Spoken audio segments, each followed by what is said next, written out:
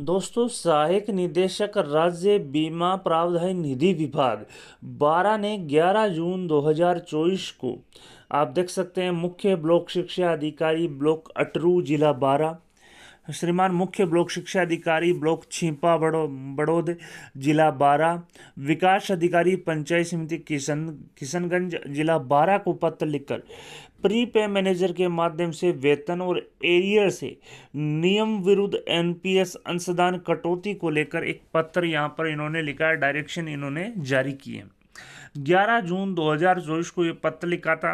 मैं बार बार आपसे निवेदन कर रहा हूँ, बार बार आपको बता रहा हूँ विभिन्न वीडियोस के माध्यम से कि सैलरी के माध्यम से सैलरी से किसी भी प्रकार की कोई कटौती नहीं करनी है, चाहे वो एनपीएस हो, चाहे वो दुर्घटना बीमा हो, चाहे वो मेडिक्लेम पॉलिसी हो।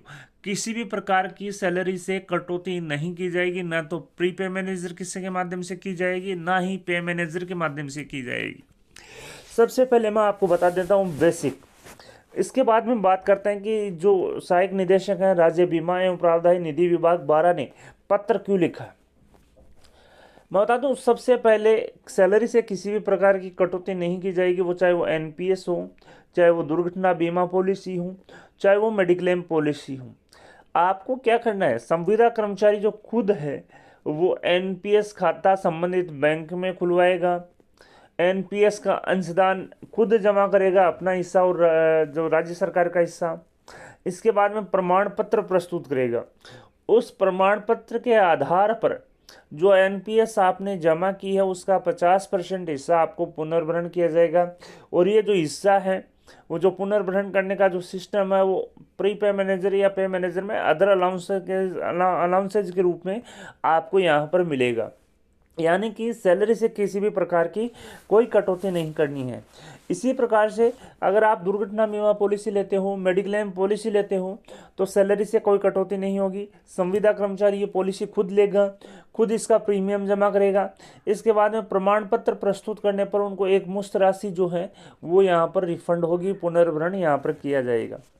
इसी को लेकर कार्यालय सहायक निदेशक राज्य बीमा एवं प्रावधान निधि विभाग 12 ने मुख्य ब्लॉक शिक्षा अधिकारी ब्लॉक अटरू, मुख्य ब्लॉक शिक्षा अधिकारी ब्लॉक छिपा बड़ौद और विकास अधिकारी पंचायत समिति किशनगंज जिला 12 को प्री पे मैनेजर से वेतन और एरियर से नियम विरुद्ध एनपीएस अंशदान की कटौती को लेकर पत्र लिखा है।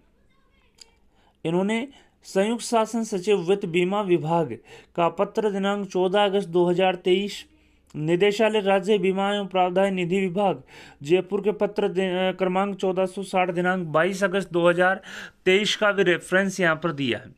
इन्होंने कहा है कि उपरोक्त पत्र के क्रम में लेख है कि संयुक्त शासन सचिव वित्त बीमा के पत्र दिनांक 14 अगस्त 2023 द्वारा पूर्व में ही संविदा कर्मचारियों के प्राण नंबर और एनपीएस कटौती के संबंध में स्पष्टीकरण दिया जा चुका है। इसके बावजूद भी आपके कार्यालय द्वारा संलग्न सूची अनुसार प्री पे मैनेजर के माध्यम से वेतन एरियर से नियम विरुद्ध एनपीएस अंशदान की कटौती की जा रही है, जो कि वित्तीय अनियमितता की श्रेणी में आता है। क्योंकि यहाँ पर मैं बता दूं, राज्य बीमा विभाग ने 14 अगस्त 2023 को एक आदेश जारी करते हुए स्पष्ट किया था कि जो एनपीएस का जो अकाउंट है वो संविदा कर्मचारी खुलवाएगा, उसमें जो अंशदान है वो भी संविदा कर्मचारी यहाँ पर जमा करवाएगा। साथ ही साथ जो अन्य प्रकार का जो अंशदान है जो भी है वो संविदा कर्मचारी जमा कराएगा। अगर जो कटौतियाँ हैं, जो मेडिक्लेम पॉलिसी है उसका भी अंशदान जो है वो संविदा कर्मचारी जमा करवाएगा। इसके बाद में प्रमाण पत्र प्रस्तुत करने पर उसको पुनर्भरण किया जाएगा। तो इन्होंने कहा कि आपके माध्यम से जो सैलरी के माध्यम से जो कटौतियाँ हैं वो प्री पे मैनेजर के माध्यम से की जा रही हैं एनपीएस अंशदान की, जो कि वित्तीय अनियमितता की श्रेणी में आती है। अतः एनपीएस से की गई उक्त कटौतियों के संबंध में अपना स्पष्टीकरण प्रस्तुत करें तथा कार्यालय के बैंक खाता संख्या, IFSC code, cancel cheque, bank passbook की छाया प्रति अविलंब इस कार्यालय को प्रेषित करें, ताकि एनपीएस नोडल कार्यालय के बैंक खाते में प्राप्त आपसे संबंधित राशि को आपके बैंक खाते में ई बैंकिंग के माध्यम से लौटाया जा सके। तो दोस्तों, इन्होंने कहा है कि किसी भी प्रकार से जो सैलरी है उसके माध्यम से कटौती नहीं करनी है, चाहे वो प्री पे मैनेजर हो चाहे वो पे मैनेजर हो।